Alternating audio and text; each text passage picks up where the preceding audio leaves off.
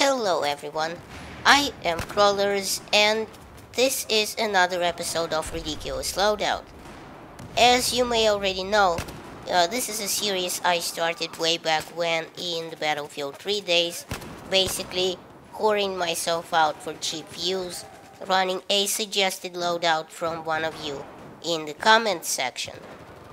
Now, mostly, this is a not so tactical series where most of the loadouts are either troll or bad or just plain ugly looking. Really, I get a chance to try out a kit, a combination that I haven't thought of before, and maybe have good results with it. Mostly not though. So, this time an interesting suggestion comes from Mastercraft Moin called Not Only One. And I assume it's called that because the SR-338 is just about never a one-shot kill, except in very rare cases, you know. But whatever it is, whether I'm right or wrong, it's still a pretty unique in its terribleness weapon in Battlefield 4. So, you know, might be a pretty interesting loadout. So it consists of, this loadout suggestion consists of the ridiculous SR-338, as I said, an ACOG scope, a laser sight, and a bipod, which is really the only accessory available for the SR-338 in that slot in Battlefield 4. And it's just an attachment that makes it somewhat tolerable. It was supremely annoying though that you know, when I deployed the bipod accidentally when ADSing, I just had to remember to move at the time of when I was ADSing so that I don't actually deploy the bipod and create an aiming problem for myself. Because, you know, the bipod deploys only when you're stationary. And also, this loadout code for the FN57 pistol, which with an RDS sight, a laser sight, and a suppressor. Now, one terrible weapon deserves another, and I've made it no secret that I completely dislike the 5.7 in Battlefield 4. It's just badly implemented, its stats are pretty bad all around, and it does very low damage, but then again, so it does the SR-338.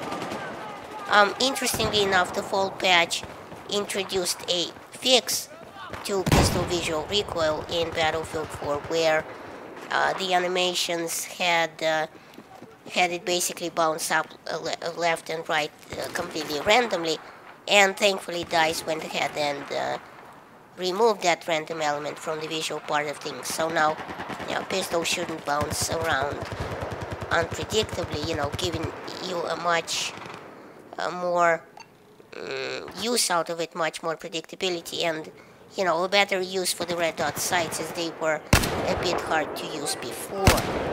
So, the SR-338 comes to us by way of the Naval Strike DOC, and I initially did a video on it because it was so goddamn useless at just about everything. It, you know, it had terrible stats right out of the gate, and players were kind of, when they first saw it, you know, they kind of started wondering and scratching their heads and just trying to figure out exactly what DICE meant by putting this rifle into the game with such bad stats, and then limiting it to the recon class much less.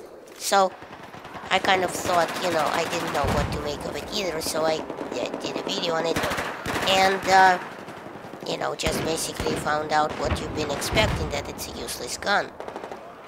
Well, the SR-338 in Battlefield 4 is basically a DMR that's limited to the recon class only, as I've said. It does a maximum damage of 50 at 15 meters after the 930 patch, which moved its maximum damage drop-off range slightly outward, which drops off to 38 at 150 meters. Now, what this means is that while it does only slightly more maximum damage than other DMRs in Battlefield 4, its other stats more than make up for its positive traits. It is true that it will kill in one headshot in close quarters and 2 body shots, but unfortunately its rate of fire is absolutely atrocious at a snail like 150 rounds per minute, which is about half of the rate of fire of other DMRs. And obviously I'm comparing it to DMRs right now because comparing it to bolt action rifles is nonsense since it puts down a lot less damage. Surprisingly, its other stats only get worse, as the upwards per shot recoil is a stomach-churning 0.6 degrees per shot, which is even higher than any of the bolt-action sniper rifles in Battlefield 4. Complete bullshit if you consider that, in real life, part of the energy is supposed to go into the semi-auto reload for the SR-338, unlike the bolt-action rifles where all of it just goes into the back of the gun and, the shooter, I suppose. This recoil, coupled with the first shot multiplier of 2, is on par with Battlefield 3 and Battlefield 4 DMRs, except Battlefield 3 DMRs had much better stats in other areas, kind of redeeming the weapon. The aforementioned rate of fire, for example, or the magazine size of some of them, which, speaking of the SR-338, is again terribly handicapped in this area. I mean, its magazine is only 10 rounds, which is crap, considering it's a 2, 3, or even 4 shot kill, and it also has very little ammo in backup. And it also has an unequal horizontal recoil, which, coupled with its vertical recoil of 1.2, if you take into account the first shot multiplier, essentially makes it a supremely hard weapon to use, especially at follow-up shots. And, don't even get me started at distance shots. And the reason I mention distance shots is because, this shitty rifle was limited by DICE only to the Recon class, which is a longer range class supposedly by default. But really this means several things. Unlike other DMRs in Battlefield 4, for example, this one has access to higher powered scopes like the 40x zoom hunter scope. Unlike other DMRs in Battlefield 4, you can't use it with other classes, like the support, for example, where you can use ammo packs to resupply yourself. As I've said, this rifle comes with a supremely limiting amount of total ammo. And another thought I kind of had when I first saw the SR-338 is that it's only limited to Recon class, is maybe because DICE did it to give its damage model a 2.35 damage headshot multiplier like other Recon sniper rifles. But alas, after testing it, I found that that is simply not true. It's a standard 2.0 headshot damage multiplier. So, it's a standard bullet. Now, to make this a balanced choice for the Recon though, and not an uber weapon with its, rate of fire that is a little bit higher than bolt-action sniper rifles, DICE went ahead and severely nerfed its rate of fire, as I've said, compared to other DMRs, with obviously its damage being on par with other DMRs and nowhere near bolt-action sniper rifles. So it's about in between. The rate of fire is about in between of a bolt-action sniper rifle and a DMR. Actually, no, it's even slower than that. It's a rate of fire that's closer to a bolt-action sniper rifle even. And, I mean, it's not even half that what it was for Battlefield 3 DMRs. And Whoever said Battlefield 3 DMRs were OP? No one. If anything, people said that they were underpowered. But because DICE decided that Battlefield 4 DMRs will be an all-class weapon, they were, nerfed from the Battlefield 3 days.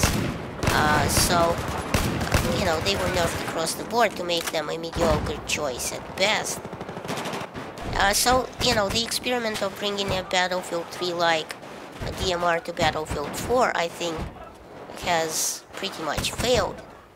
The SR-338 is all but useless, especially coming up to enemies with assault rifles. I mean, encounters where you pretty much don't stand a chance. Sure, at close ranges you can get lucky with a headshot, but doing so little damage and being hurt by such a slow rate of fire, if you miss the first shot, you're pretty much buggered, as the enemy's gonna turn around and fill you with lead before you even can get a second shot off.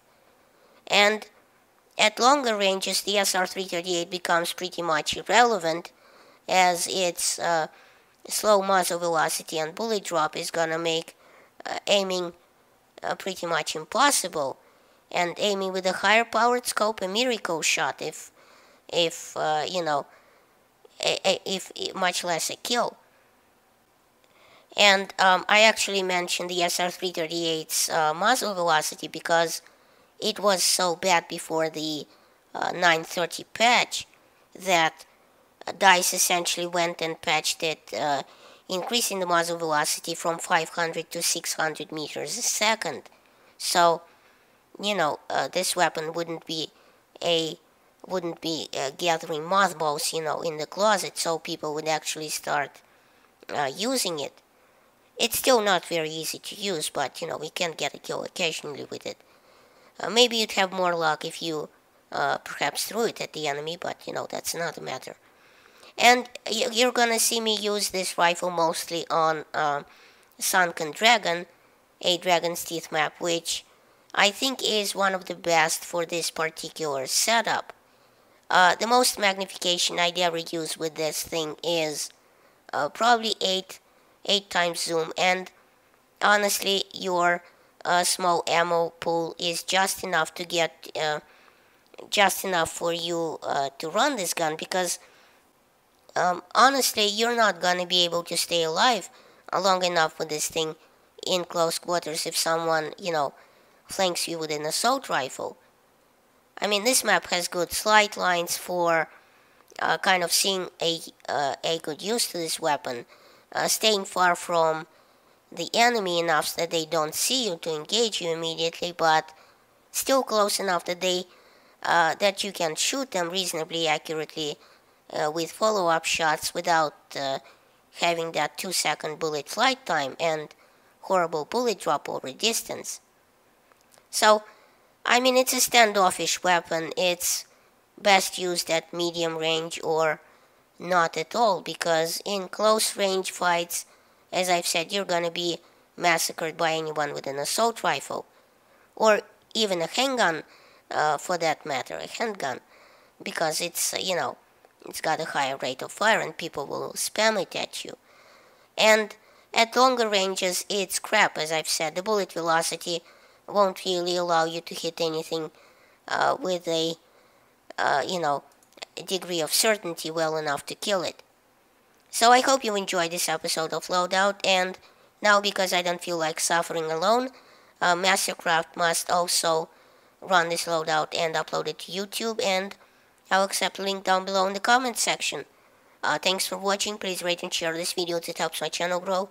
Check out my other videos at the end of this one, and remember, in Soviet Russia, YouTube subscribes you.